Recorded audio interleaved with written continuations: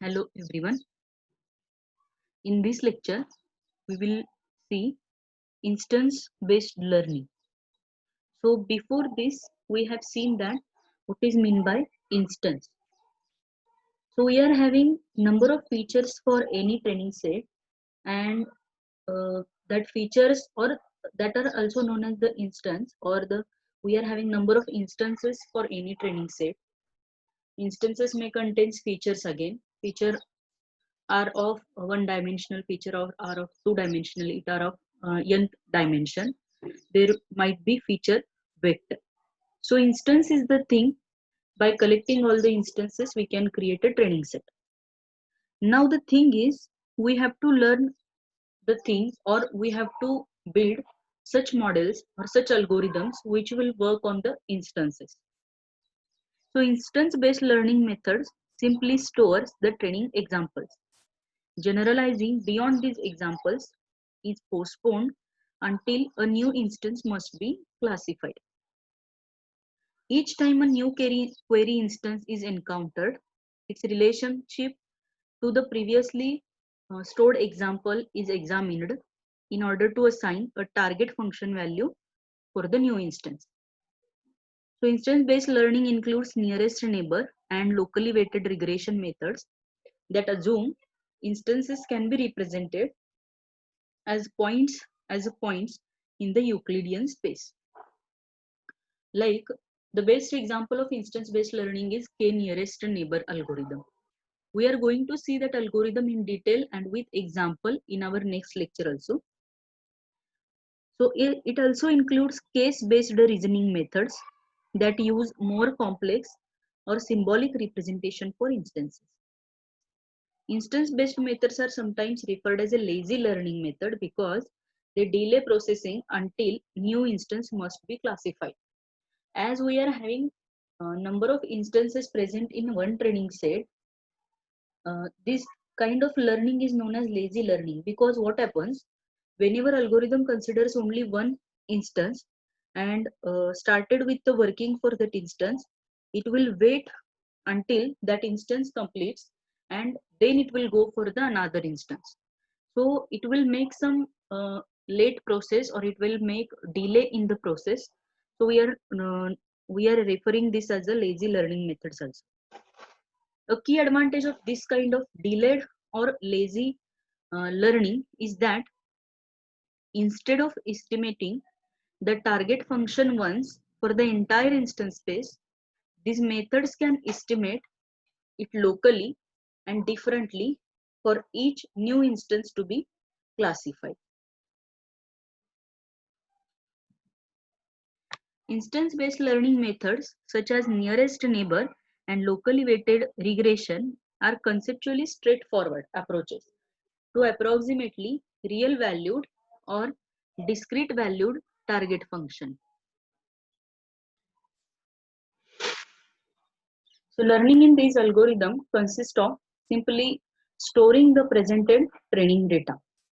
When a new query instance is encountered, a set of similar related instances is retrieved from memory and used to classify the new query instance. Instance-based approaches can construct a different approximation to the target function for each distinct query instance that must be classified. In fact, many training techniques construct only local approximation to the target function that applies in the neighborhood of the new query instance, and never construct an approximation designed to perform well over the entire instance space. So the whole thing regarding instance-based learning is that we can have means we are having two major algorithms for instance-based learning, that are nearest neighbor algorithm and locally weighted regression method, in which we are going to see k nearest neighbor algorithm very soon. So the thing is, though we are calling it as a lazy learning method, it has its own advantages, that uh, these are not actually too much complex, or we can say, as we are working on instance by instance, one by one, Then for every instance, algorithm has to work, algorithm has to do some work, and it may result in the local approximation or different approximations. But whatever the result we are getting, or whatever the predictions we are getting from the algorithm, that will be somewhat accurate as compared to other algorithms, because algorithm is working on every instance. So this is the thing. Next is the advantage of this is when the target function is very complex but can still be described by collection of less complex local approximation. So it is also possible if we are having very complex input, then we can divide it, or we can do such things so that it will be less complex.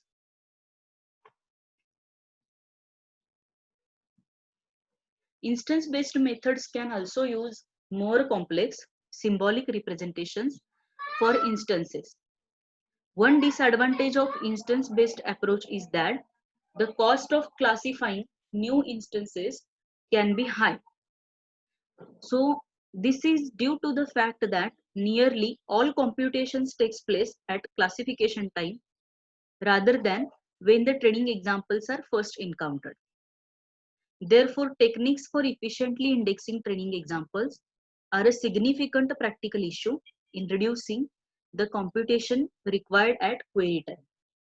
Means we can also work with the complex things or symbolic representations of instances, but the thing is, what we have to do is we have to take some training examples and we have to work on it so that we can reduce the number of computations or number of repetitions which are there with while working with these algorithms.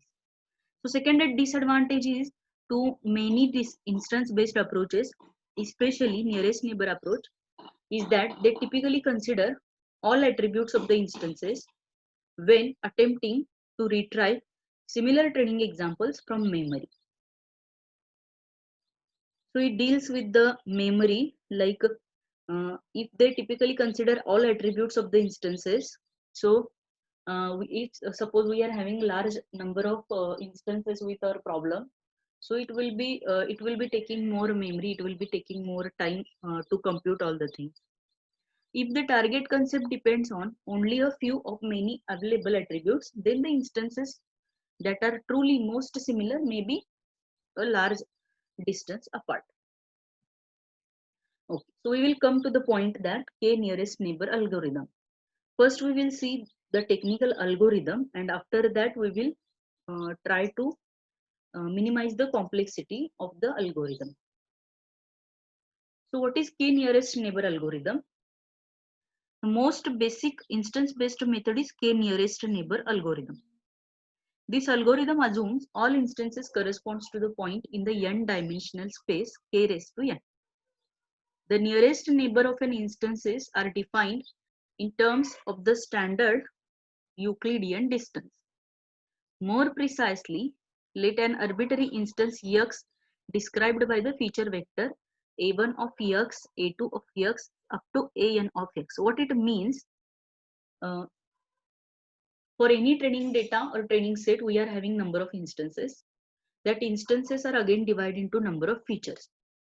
So if there are two features, then we can say that two-dimensional features are there. If there are n number of features, so it will be n dimensional feature. Likewise, before going to do or perform k nearest neighbor, we have to check the attributes, or we have to check the instances along with the feature. So where AR of x denotes value of rth attribute of the instance x, then the distance between two instances xi and xj is defined by d of xi xj, where, see, this is the very important formula. So d of xi and xj is equal to under root, we have to write under root summation of all x, means first is instance x with the instance for which we are going to do the classification, then plus second instance or second attribute feature with the second feature of the instance for which we are going to do the classification. So this is the basic formula to calculate the Euclidean distance. Now simple thing is that first you have to plot a graph, and in that graph uh, you are having the feature vector, and suppose you are having two features x1 and x2.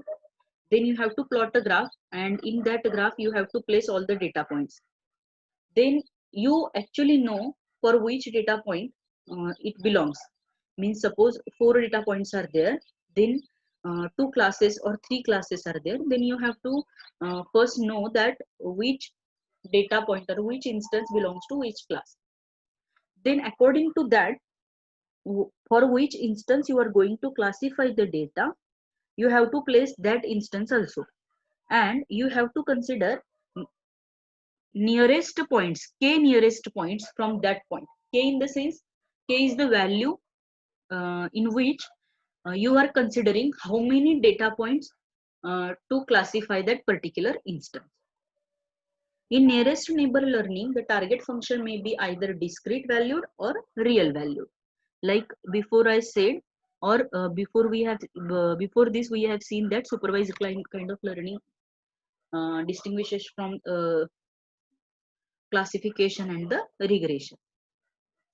Let us first consider learning distance valued target function of the form. So k raised to n tends to v. V is the finite set of the values. Values are of the instances. The k nearest neighbor algorithm for approximating a discrete valued target functions, the value of f of qx returned by this algorithm as its estimates f of q of x, the value of q of I, where x of I training instance nearest to xq. See, though all these technical terms you are listening now, though they might you think that this is a difficult task, but this is actually not difficult. uh, as this is machine learning, we have to first learn the algorithm, and then only we can go for the example. So when you will solve the example, you will get to know that this is not as much difficult that whatever you are learning the algorithm. For larger values of k1, the algorithm assigns most common value among the k nearest training examples. So the training algorithm is for each training example x or f of x, add the example to the list of training examples.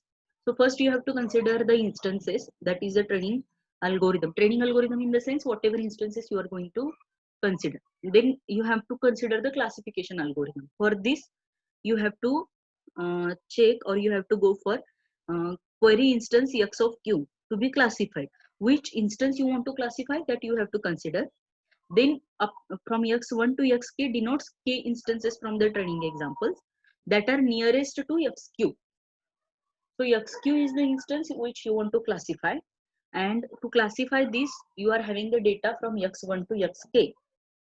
Then what you have to do is you have to calculate Euclidean distance from every instance to xq, means from x1 to xq, from x2 to xq, x3 to xq. For that Euclidean distance calculation, we have already seen the formula. So you have to consider the formula, and you have to calculate the Euclidean distance from each distance to xq. Then you have to give the ranks, and after giving the ranks, you can easily classify the xq. Now there are two questions which we will see that questions. So what is the nature of hypothesis space H implicitly considered by the k nearest neighbor algorithm? Now see, as k nearest neighbor is also doing the classification, so it should have hypothesis. So as I said before, that you have to plot first feature space in which you have to plot the data points. Now you are going to perform the classification. So there should be an hypothesis so that it will classify the data. So how that hypothesis works in the k nearest neighbor? Now note that k nearest neighbor algorithm never forms an explicit general hypothesis f hat regarding the target function f. Now see, before this we have seen that h and h hat. So h is the actual hypothesis which we want, but h hat is the hypothesis which will consider all the data sets or all the instances. Similarly here we are having f is the function and f hat is the hypothesis in the sense function which will consider all the instances. So it simply computes the classification of each new query instances as needed.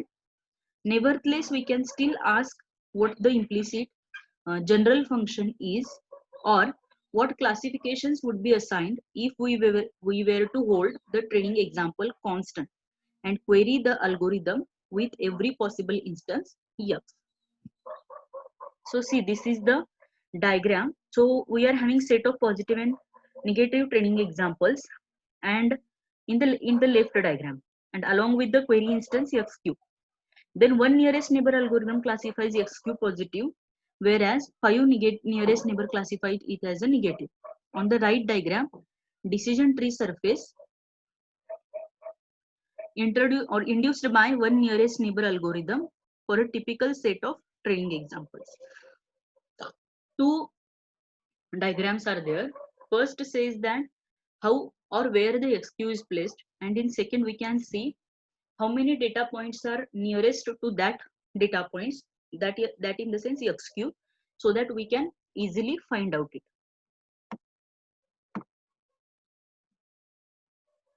Okay. Second question is, the convex polygon surrounding each training example indicates the region of instance space closest to that point. The diagram on the right side of above diagram shows the shape of this decision surface induced by one nearest neighbor over the entire instance space. The decision surface is a combination of convex polyhedra surrounding of each of the training example. For every training example, the polyhedron indicates the set of query points whose classification will be completely determined by the training example.